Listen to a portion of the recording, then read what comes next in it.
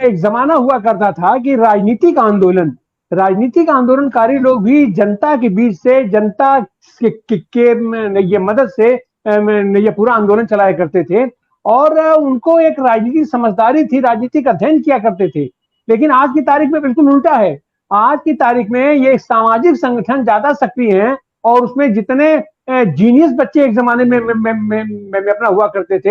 हमको याद है कि हमारे छात्र संघ का प्रतिनिधित्व वही विद्यार्थी कर पाता था जो टॉपर हुआ करता था, जो अच्छा कैरियरिस्ट हुआ करता था, वो आता था हमारे छात्र संघ में और उसका वहां से चुन करके अपना समाज में नेतृत्व करने का काम करता था। लेकिन आज की तारीख में यह भी कैरियर से जोड़ दिया गया है और ये जो सामाजिक संगठन ये जो बनते हैं, खास करके एनजीओ जिसको कहा जाता है, ये लोग आते हैं। लेकिन इनके साथ दिक्कत ये है कि इनकी शुरुआत ही फंड ओरिएंटेड होती है। इनको अगर कहीं से फंड मिलता है तो फंड, जाहिर सी बात है कि जो भी आदमी फंड देता है अपने हिसाब से फंड देता है और अपना उसी हिसाब से उनसे सक्रिय करता है अपना समाज के अंदर। तो यह जो गैप आया है, और जब तक सामाजिक परिवर्तन में मतलब राजनीतिक परिवर्तन में, सामाजिक परिवर्तन में, इन आंदोलनों में युवा नहीं आएगा और वो भी प्रशिक्षित युवा नहीं आएगा, अध्ययनशील युवा नहीं आएगा, तो हम किस राजनीति की बात कर सकते हैं, किस संगठन की बात कर सकते हैं। तो क्या ऐसा तो नहीं कि यह जो राजनीतिक क्षरण हो रहा है उसके पीछे ऐसा सोची समझी साजिश हो अपने ये कारपोरेट लोगों का, कारपोरेट घरानों का, क्योंकि फंडिंग तो कारपोरेट घराने से ही आती है और अब तो सरकार की तरफ से व्यवस्था है कि कारपोरेट फंड से उनके लिए लोकेट करके रखा जाता है कि अपना समाज में जो भी इस तरीके के आंदोलन होते हो आप उसको संचालन करवाइए। बसंत हरियाणा जी। देखिए, मैं आपकी बातों से जो आपने बात कही कि सार्वजनिक जीवन में और ये जन आंदोलनों में एनजीओ की भूमिका का जो प्रभाव बताया है, आपकी बात से मैं 100% सहमत हूँ। इसमें कोई दो राय नहीं है कि जिस प्रकार एनजीओ की भूमिकाएं बढ़ी हैं जन आंदोलनों में, उस हिसाब से जन आंदोलन अब कमजोर भी होते गए हैं। ये मेरा खुद का प्रत्यक्ष उदाहरण भी है, मतलब मैं इसको बहुत करीब से महसूस भी कर चुका हूँ इस चीज को। तो जयपुर शहर में मैं बताऊं कि हम लोग हजारों की तादाद में फुटपाथ व्यवसायियों का हम जुलूस निकालते थे, रैली निकालते थे और उस संघर्ष की बदौलत हमने बहुत कुछ हासिल भी किया।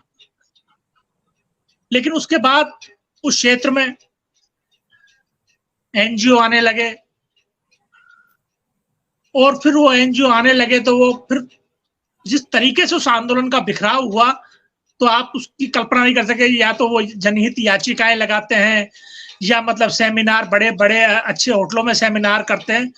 कुल मिलाकर बात यह है कि आज की तारीख में वो जन आंदोलन बिखर कर रह गए।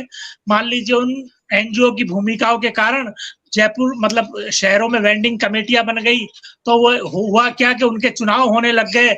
जब वेंडिंग कमेटियों के चुनाव होने लगे तो उनमें थोड़े मतभेद और मनभेद भी उत्पन्न हुए।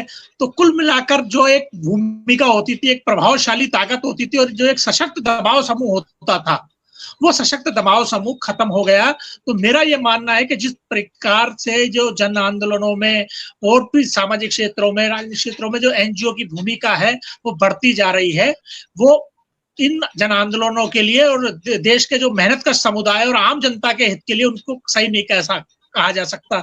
मैं कई बार मजाक में कहता हूं कि एनजीओ तो एनजीओ है।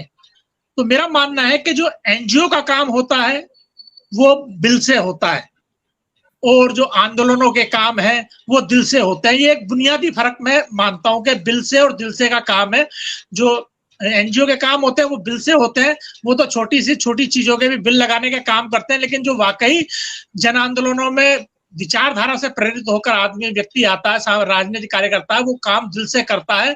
अगर वो एक छोटा सा धरना भी लगाएगा तो उसके लिए टेंट की भी व्यवस्था करेगा, तो वो अपने साथियों के साथ या अपने समर्थकों के साथ लोगों से चंदा करके या उनसे सहयोग राशि लेकर उस प्रकार करेगा। तो मेरा मानना है कि जब तक इन आंदोलन को भूमिका, क्योंकि हमको मानना पड़ेगा जो बहुराष्ट्रीय कंपनियां हैं, कारपोरेट है, आने वाले 50 साल 25 साल के आगे की सोचती हैं और इसी दिशा में वो निरंतर काम करने का काम करती है। तो इसलिए उन चीजों को हमको पहचानना होगा और यही कारण है कि जो आज नई पीढ़ी है वो आ ही नहीं रही इस क्षेत्रों में। वो सब उनका एक आम सवाल तो ये होता है कि अगर आइए या जानो तो हमारा फायदा क्या होगा। तो इन सारी चीजों को होगा और हमको मानना है कि नई पीढ़ी इसलिए भी नहीं रही कि न तो एक ऐसा कोई नेतृत्व है जिस पर कोई बहुत ज्यादा विश्वास किया जा सके और ना कोई ऐसा कोई आंदोलन है कि जिससे बहुत ज्यादा, क्योंकि हम हमारे कार्यक्रम हो सकता है ये बात बहुत किसी को बुरी लगे, ये हम जो यात्राएं भी निकालते हैं और जो मीटिंगें भी करते हैं उनमें गिनी चुनी लोग ही होते हैं, वही लोग होते हैं, संगठनों के लोग होते हैं, वही कहने वाले लोग होते हैं, वही सुनने वाले लोग होते हैं। तो इसके लिए कि एक प्रभावशाली भूमिका हो इन आंदोलनों की, इसके लिए मिलजुल कर कोई रास्ता निकालना चाहिए, मेरा ये मानना